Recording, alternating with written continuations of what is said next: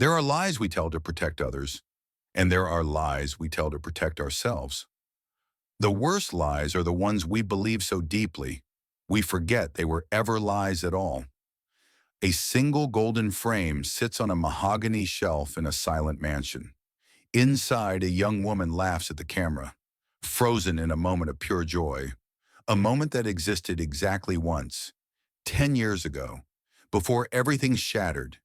In 60 seconds, a 9-year-old girl selling oranges will walk through the front door and see this photograph. And 3 lives will never be the same. The morning began the way most mornings began in the Parker apartment. With coughing, David Parker pressed his hand against his chest, fighting for breath, fighting for composure, fighting to hide the fear in his eyes from his daughter. The mattress springs groaned beneath him as another fit seized his lungs. The sound rattled through his thin frame like stones in an empty can. Each gasp was a battle. Each breath was a victory he wasn't sure he could keep winning. 9-year-old Lily stood in the doorway, already dressed, her small hands gripping a canvas bag that looked too heavy for her tiny arms. She had learned not to cry when he coughed. Crying didn't help. Crying didn't buy medicine. David looked at his daughter, this brave, beautiful child who had never known softness, who had never known security, who had grown up understanding poverty the way most children understood cartoons. Intimately, completely, without question. He reached for the canvas bag on the floor, the one filled with oranges from the neighbor's tree, the only currency they had left. His hands trembled as he counted them. 37, 37 oranges, 37 chances, 37 hopes wrapped in orange skin. He pressed the bag into her arms. Their eyes met, father and daughter, survivor and survivor. She was only 9 years old, but in that moment, she looked ancient. She looked like him. His voice came out rough, broken by coughing, broken by life. Sell these, sweetheart. Just enough for the medicine. You can do it. Lily nodded. She wanted to say something, wanted to tell him she was scared, but she saw the way his hands shook, the way his eyes glistened with things he couldn't say. So she kissed his forehead instead. His skin was hot with fever. Then she walked out the door, into the heat, into the world, into a destiny neither of them could have imagined. The Los Angeles sun showed no mercy that August afternoon. Heat rose from the pavement in visible waves. The sidewalks of Beverly Hills shimmered like mirages. The air itself seemed to press down with invisible weight. But Lily Parker didn't notice the grand houses. She didn't notice the imported cars gliding past. She didn't notice the manicured lawns or the swimming pools glinting behind iron gates. She only felt the weight, the canvas bag cutting into her palms, the oranges inside growing heavier with every step, her thin sneakers barely protecting her feet from the scorching concrete. Door after door, rejection after rejection, 14 houses, 14 chances, 14 failures. Some rejections were quick, a shake of the head through expensive glass, a dismissive wave from a gardener who didn't even ask what she was selling. Others were cruel, doors slamming before she could finish her sentence, voices telling her to go back where she came from. One woman had looked at her torn sneakers and laughed, actually laughed, but Lily kept walking. Her father's cough echoed in her memory with every step, a metronome of desperation, a drumbeat of love that refused to let her stop. 3 pills left. That's what she had counted this morning. 3 pills in the orange bottle. After that, nothing. And she had seen what happened when Dad didn't have his medicine. The blue lips, the ambulance, the nights in the hospital where she sat alone in plastic chairs, praying to a God she wasn't sure existed, watching doctors rush past with faces that never told her anything. She was 9 years old. But she had already learned that the world didn't care about children who couldn't pay. That's when she saw it. A mansion at the end of a long driveway, black iron gates reaching toward the sky, stone pillars standing like silent guards. Windows that reflected the sun like cold, watching eyes. But it wasn't the size that made Lily pause. It was the silence. No children playing in the yard, no music drifting from open windows, no gardeners trimming hedges, no maids hanging laundry, no signs of life at all, just absolute suffocating stillness, as if the house itself had forgotten how to breathe. Inside that silent mansion, Victoria Sterling sat alone in the dark. This was not unusual. Since becoming CEO of Sterling Industries at 28, she had learned that the world came to her. Lawyers, accountants, board members. They filed through her doors like supplicants before a queen. But lately the silence had grown heavier. The rooms felt emptier. The nights stretched longer. And the photograph on the shelf, the one she had carried from house to house for 10 years. It seemed to watch her with eyes full of accusation. She was 38 years old. She owned buildings that touched the clouds. She commanded an empire that moved markets with a single press release. But she was utterly, completely alone. Her eyes drifted to the golden frame. The young woman inside was laughing, joyful, alive. A version of herself that had died 10 years ago in a hospital room. A version she could barely remember being. Her inner voice whispered the accusations she heard every night. You could have fought harder. You could have searched longer. You could have been a mother. The intercom buzzed, cutting through her thoughts like a blade. She almost ignored it. She usually did. Strangers were complications. Visitors were intrusions. But something made her reach for the button. Her own voice came through the speaker. Sharp, cold, defensive. Who is it? A child's voice crackled through. Small, trembling, but somehow brave. Hello, ma'am. My name is Lily. I'm selling oranges. I need to buy medicine for my dad. He's really sick. Victoria's finger hovered over the button. She should say no. She always said no. Children were painful reminders of everything she had lost.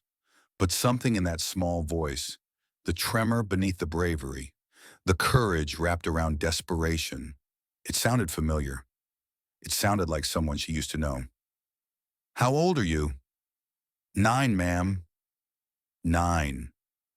Her daughter would have been 10 this year if her daughter had lived. Victoria pressed the button. The gate clicked open. The inside of the mansion confirmed everything Lily had suspected from outside. Beautiful, expensive, dead. She sat on the edge of a velvet chair, afraid to breathe too loudly, afraid to touch anything. The ceiling disappeared into shadows above her. Crystal chandeliers hung like frozen waterfalls. Every surface gleamed with polish and perfection. But nothing felt alive.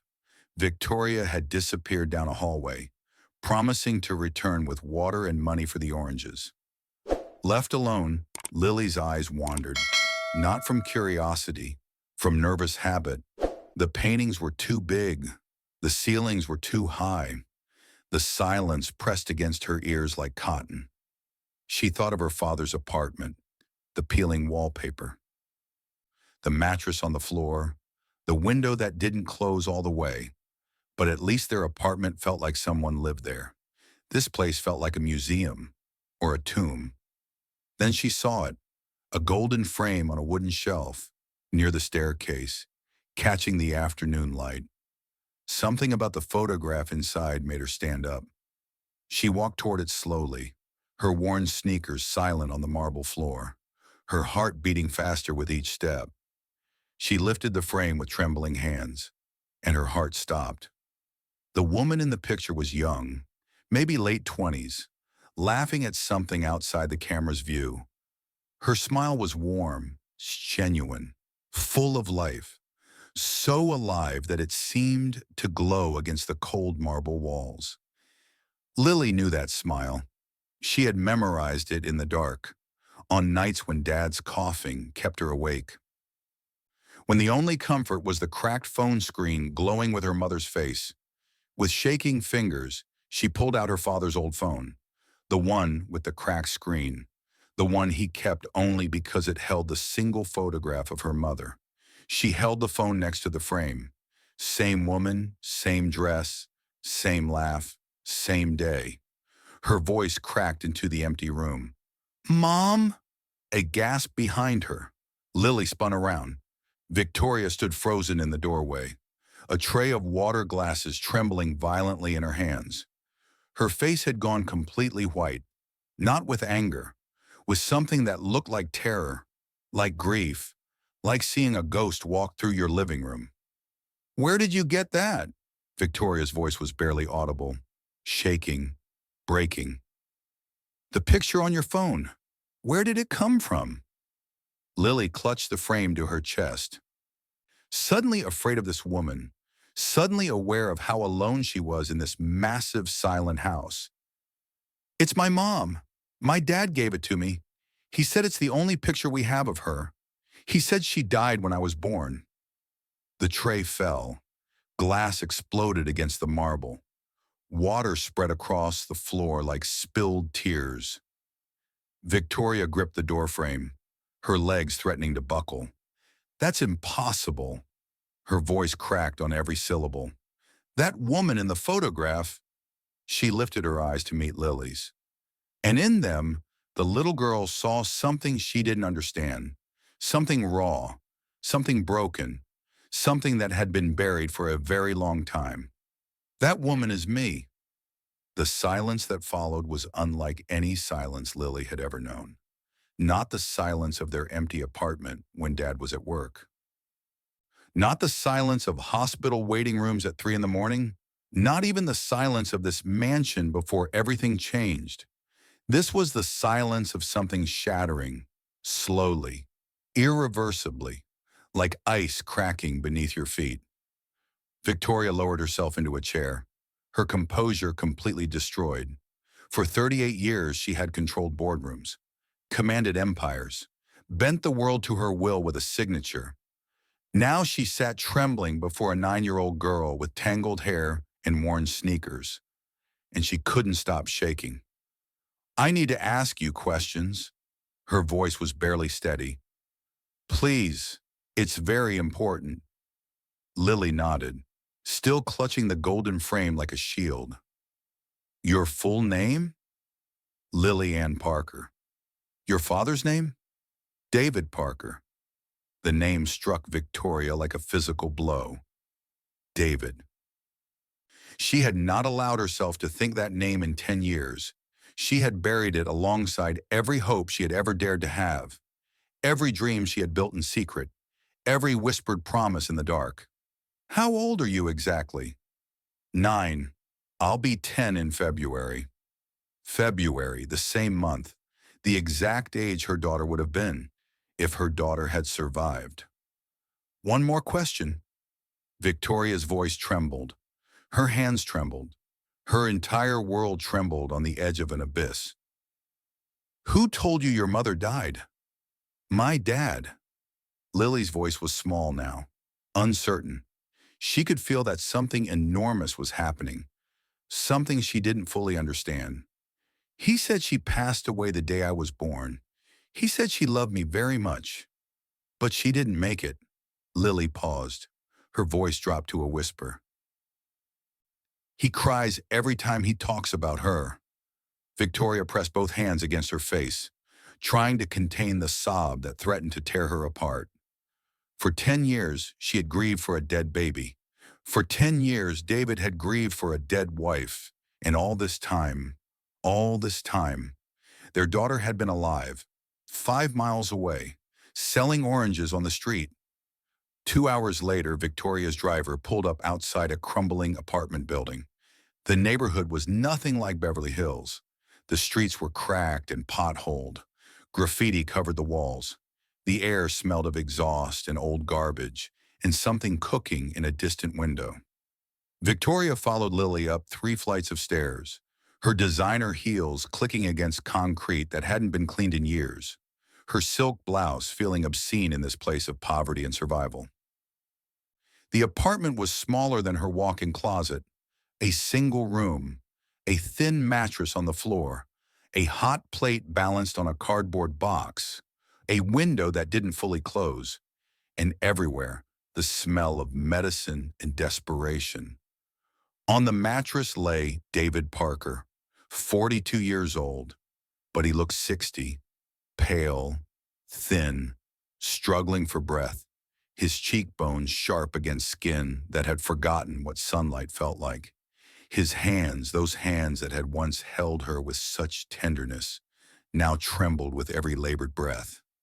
A shadow of the man Victoria had loved 10 years ago. A ghost wearing the face of someone she had never stopped dreaming about. When he saw her, his eyes widened. Victoria. His voice was weak, disbelieving, like a man seeing a vision he had stopped praying for. She knelt beside his mattress, tears already streaming down her face, 10 years of walls crumbling in an instant. David! Oh God, David! I thought you were gone. They told me you ran away. They told me. Ran away? His laugh was bitter, hollow, cut short by violent coughing. Your mother's lawyer showed up at my door 3 days after you went into labor. 3 men in suits that cost more than I made in a year. They had documents, photographs, enough threats to destroy me 10 times over. My mother? Victoria's voice cracked on the word. Eleanor told me I was nothing. A maintenance worker who had tricked her daughter. She said if I didn't take the baby and disappear, she'd have me arrested on charges I couldn't fight. She'd make sure I never saw sunlight again. Victoria felt the world tilt beneath her. She told you to take the baby? She told me you didn't want it. David's voice broke, 10 years of suppressed pain flooding through the cracks. She said you'd already moved on, that you wanted nothing to do with us, that keeping the baby was my only option, or giving it up entirely. That's a lie. Victoria's sob escaped before she could stop it. I fought for us. I fought until they... She stopped, a terrible question forming in her mind. But why did she let you keep Lily? If she wanted us separated forever, why not just take the baby away completely? David's laugh was hollow, bitter. I asked myself that question every day for 10 years. He closed his eyes, remembering. When her lawyers came, I refused to leave quietly. I told them I would go to the press. I would tell everyone what the Sterling family was doing to a poor man and his child. I would create a scandal so loud that Eleanor's precious reputation would never recover. He opened his eyes. Your mother is many things, Victoria, but she's not stupid. She calculated the options, a public scandal that could destroy her empire, or a quiet disappearance that no one would ever question. His voice hardened. She chose the lesser evil. Let me keep Lily. Let me vanish. And she made me sign documents.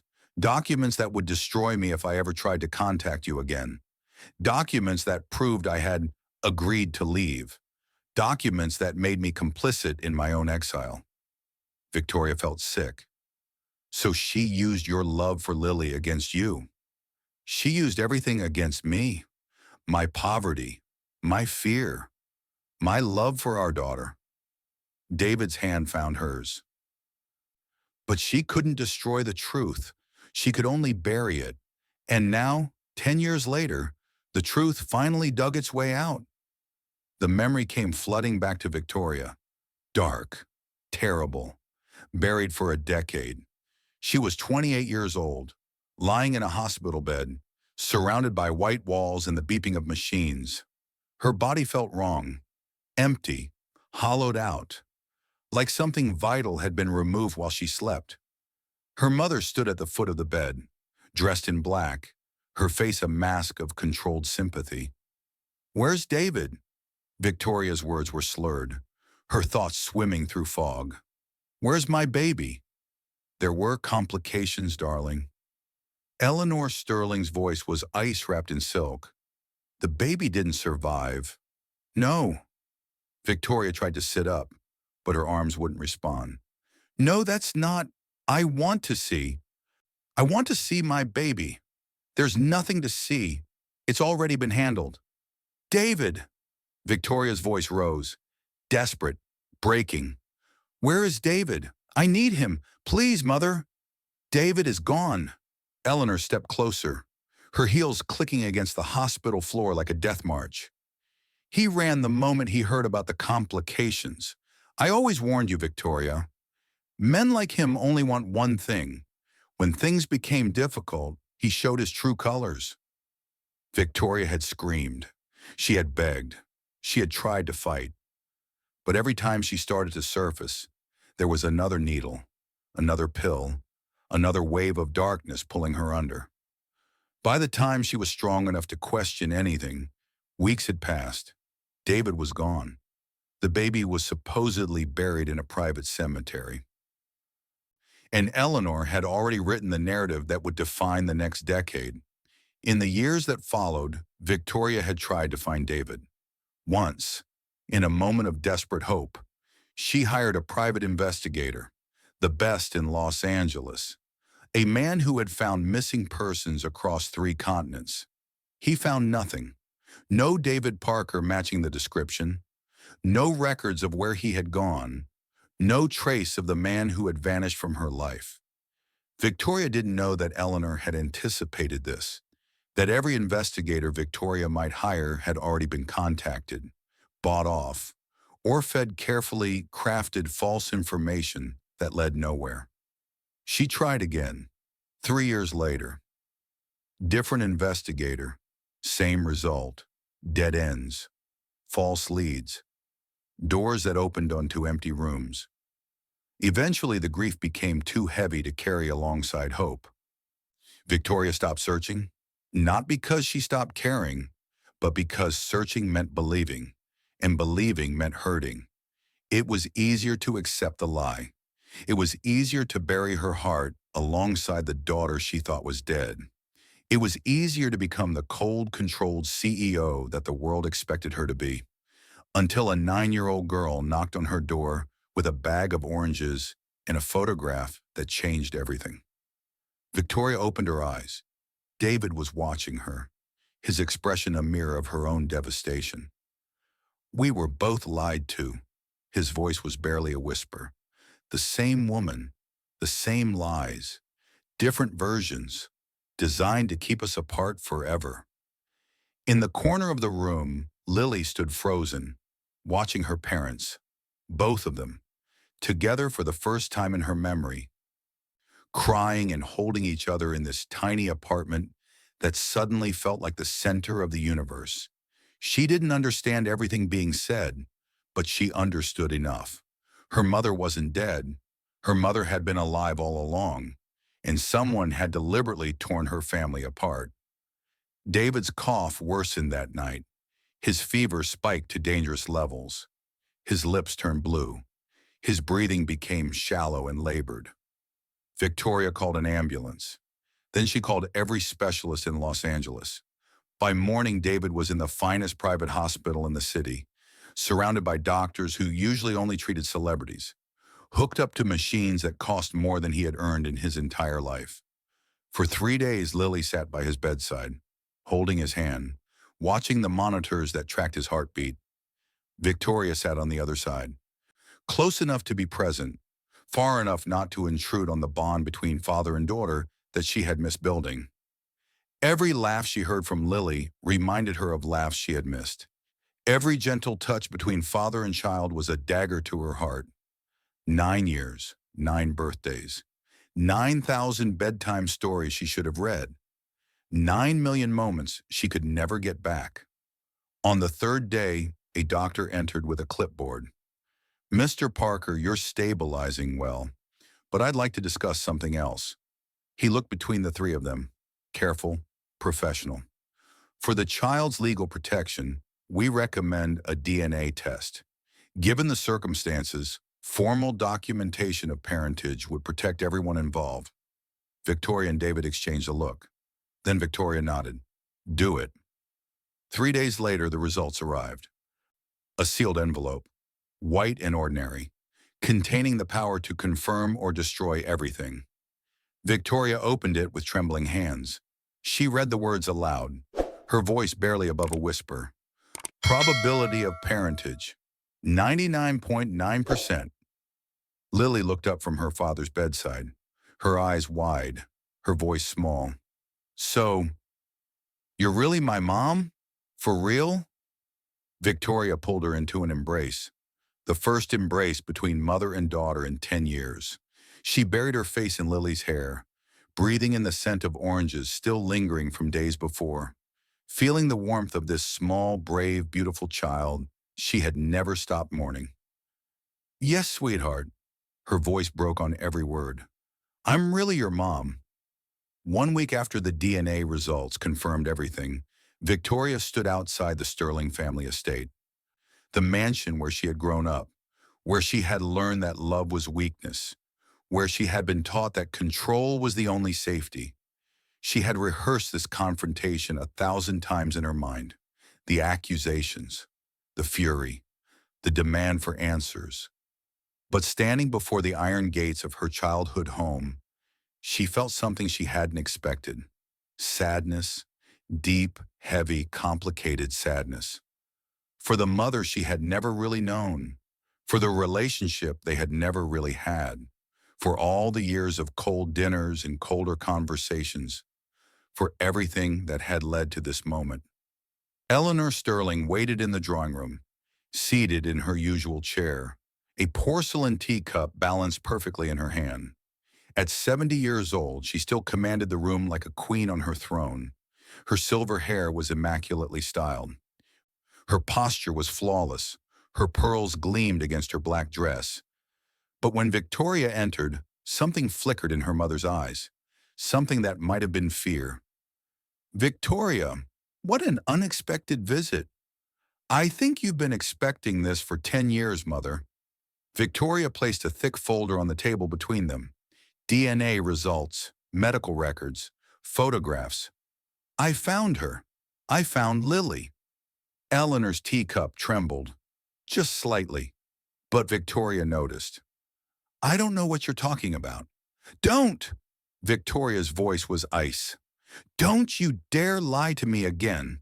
I know what you did. I know you told David I didn't want the baby. I know you told me the baby was dead.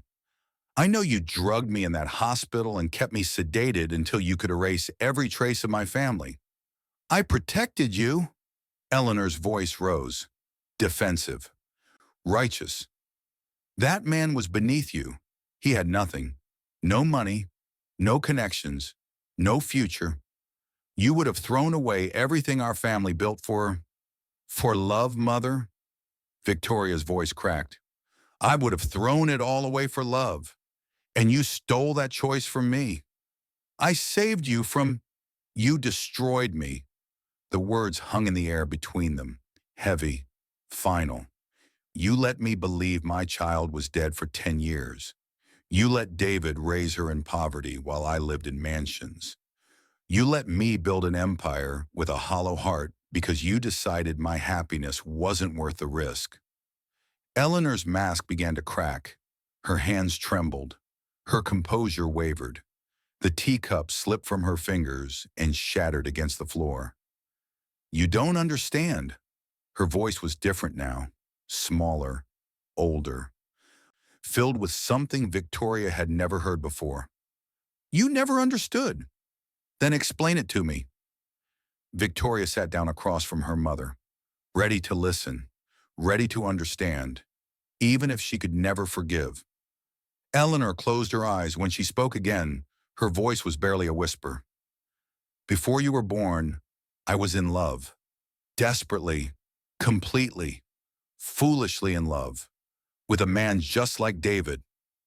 Victoria froze. Her mother had never spoken about her father, not once in 38 years. His name was Richard. Eleanor's voice trembled on the name. He was handsome, charming, poor, full of beautiful promises. He told me I was the most wonderful woman he had ever met. He told me we would build a beautiful life together. She paused, her jaw tightening against the memory. I gave up everything for him, my family's approval, my inheritance, my reputation. When I became pregnant with you, I thought my dreams had finally come true.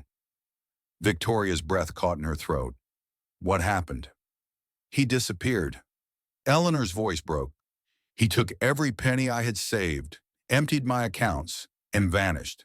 No note, no explanation, no goodbye, just gone. She looked at her daughter with eyes that suddenly seemed ancient. I was 23 years old, pregnant, alone, and completely destroyed. Victoria sat in stunned silence, processing this new information, rewriting everything she thought she knew about her mother. I spent 10 years rebuilding everything, clawing my way back from nothing, swearing I would never be that vulnerable again. Eleanor's tears fell freely now, cutting tracks through her perfect makeup. And when I saw you falling for David, the same pattern, the same blind trust, the same willing surrender of everything you were. She covered her face with her hands. I saw myself. I saw my mistakes repeating, and I was terrified. So you destroyed my life. Victoria's voice was quiet now, the anger draining away, leaving only grief. To prevent me from making your mistakes. I thought I was saving you. Eleanor's voice was barely audible. I thought I was protecting you from the pain I went through. I never imagined. She broke down completely. I never imagined I would cause you even worse pain. Victoria sat in silence for a long moment. Her mother wasn't a monster. She was a traumatized woman who had let fear corrupt her love, who had built walls so high that they had become a prison, who had controlled everything because control was the only thing that had ever kept her safe. It didn't excuse what she had done. Nothing could excuse 10 stolen years. But it explained the why behind the devastation, and understanding, even painful understanding, was the first step towards something Victoria had never thought she would offer. I don't know if I can ever forgive you. Her voice was steady now, calm. I don't expect you to. But Lily asked about you. Eleanor's head snapped up, hope and fear warring in her eyes. She asked if she has a grandmother. Victoria stood. You get one chance, Mother. One chance to be the grandmother she deserves. If you try to control us, manipulate us, interfere in any way. She walked toward the door, then paused, looking back at the broken woman in the chair. You lose us forever, both of us. Eleanor nodded slowly, tears streaming down her face. I understand. I'll do whatever it takes. The months that followed were not easy. Healing never is. David struggled with pride. Living in Victoria's mansion felt like charity, and charity felt like failure. Every morning he woke up in silk sheets. A part of him wanted to grab Lily and run back to their crumbling apartment. But then he would see his daughter, finally having enough food, finally sleeping in a safe room, finally wearing clothes without holes. And he swallowed his pride, piece by piece, day by day, for her sake. Victoria struggled with guilt. Every laugh she heard from Lily reminded her of laughs she had missed. Every bedtime story haunted her with 1,000 bedtime stories she should have read. She burned pancakes on Saturday mornings. She forgot school pickup times. She stayed up until midnight learning to braid hair from online tutorials. But she showed up. Every single day she showed up. Lily struggled with confusion. For 9 years she had known exactly who she was, a poor girl with a sick father and a dead mother. Her identity had been built on those simple, painful facts. Now everything had changed. There were tantrums. There were tears. There were nights when she begged David to take her back to their old apartment, because at least there, she understood the rules. But slowly, painfully, beautifully, they found their rhythm. David started laughing again, real laughs, not the fake ones he had manufactured for Lily's sake. Victoria learned that love wasn't about perfection. It was about presence. about showing up, about trying again when you failed. And Lily, brave, beautiful Lily. She learned that families weren't always built from the beginning. Sometimes they were rebuilt from the rubble. Eleanor came to visit every Sunday. She didn't bring expensive gifts anymore. She had learned that lesson the hard way. Instead, she brought thoughtful ones. A book about butterflies because Lily had mentioned liking them. A vintage recipe for David's grandmother's soup, tracked down from a distant relative. A photograph of Victoria as a baby that Eleanor had hidden away for decades. Small gestures that said, I'm trying, I'm learning, I'm sorry. One autumn afternoon, Lily found Eleanor sitting alone in the garden. The old woman was crying, quietly, her shoulders shaking, her hands covering her face. Lily sat down beside her on the bench. Are you okay? Eleanor wiped her eyes, startled, embarrassed. I'm trying to be, sweetheart. I made terrible mistakes, and I'm trying to fix them. Lily considered this with the seriousness only children possess. My dad says everyone deserves a second chance, if they're really sorry. Do you think I'm really sorry? Lily studied her grandmother's face. The tears, the trembling hands, the raw honesty in eyes that used to hide everything. I think you're trying. She reached out and took Eleanor's hand. And trying is the first step. Eleanor pulled her granddaughter into a hug, the first real embrace she had given anyone in decades, and something inside her, something frozen for 40 years, finally began to thaw. Spring came, and with it, a celebration. The garden behind Victoria's mansion was transformed. Golden lights hung from branches like captured fireflies. White chairs lined a stone path. The air smelled of roses and jasmine and new beginnings. Lily walked down the aisle first, scattering petals with the gravity of someone performing the most important job in the world. Her new dress, the one she had picked out herself, swished with every step. She had never felt more beautiful. She had never felt more loved. Then Victoria appeared, simple ivory dress, hair in soft waves, looking not like a billionaire CEO, but like a woman walking toward the man she had loved for 10 years, finally able to reach him. David waited at the altar, tears already streaming down his face, his lungs clear now, his color returned, his strength rebuilt, but his hand still shook as Victoria approached. Hi, she whispered it, just for him. I've waited a long time for this. Their vows were simple, no grand speeches, no elaborate promises, just truth. David spoke first, his voice rough with emotion. I spent 10 years believing I wasn't enough, that you had chosen a different life, that our daughter and I were just a mistake you wanted to forget. He took her hands. I promised to never stop fighting for us. I promised to never let lies come between us again. I promised to love you, even when it's hard, especially when it's hard. Victoria's tears fell as she answered. I spent 10 years building an empire with a hollow heart, believing that success could fill the space where you and Lily should have been. She squeezed his hands. I promised to never stop choosing you. I promised to never stop showing up. I promised to love you, imperfectly, completely, for the rest of my life. In the second row, Eleanor sat quietly, her hands folded in her lap, her eyes never leaving the three figures at the altar, the granddaughter she had almost never known, the son-in-law she had tried to destroy, the daughter she had hurt in the name of protection. When David said, I promise to never stop fighting for us, Eleanor's chin trembled.